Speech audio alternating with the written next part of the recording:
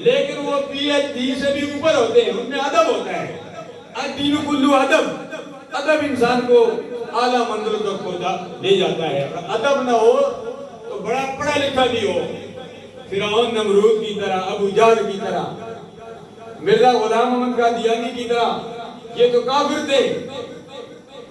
تو ادب نہ ہو تو بندہ ایمان سے بھی فارغ ہو جاتا ہے۔ ادب ہوتا ہے تو ایمان نہ بھی ہو تو ادب کی وجہ سے اللہ تبارک و تعالیٰ ان کو ایمان کی دولت سے نواز دیتا ہے۔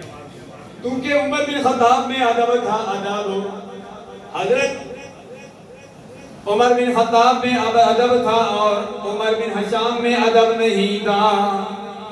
پہلے تو ادب کرتا تھا کہ اللہ کے پیارے حبیب مسلمانوں کے نبی اگر کہہ دیں پہاڑ کے نیچے پیچھے سے فوج آنے والی ہے، اگر میں پہاڑ پر چڑھ کر دیکھوں فوج نظر نہ آئے جس کے متعلق کہا جائے کہ حملہ کرنے والی ہے، تو ابو جہل کہتا تھا میں یہ کہوں گا کہ مسلمانوں کے نبی جھوٹ نہیں بولتے، محمد جھوٹ نہیں بولتے۔